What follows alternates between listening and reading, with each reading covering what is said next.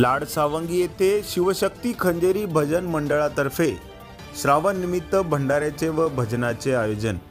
दिनांक 13 ऑगस्ट रोजी छत्रपती संभाजीनगर तालुक्यातील लाडसावंगी अहिल्यादेवीनगर येथे पवित्र महिना श्रावण निमित्त भंडाऱ्याचे आयोजन करण्यात आले होते। त्यानिमित्ताने विविध ठिकाणच्या भजनी मंडळींना आमंत्रित केले होते।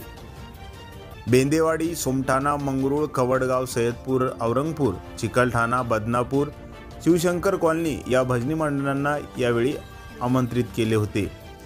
तसेच गावातील प्रतिष्ठित नागरिकांनी व परिसरातील भाविक भक्तांनी प्रसादाचा लाभ घेतला व भजनाचा आनंद लुटला।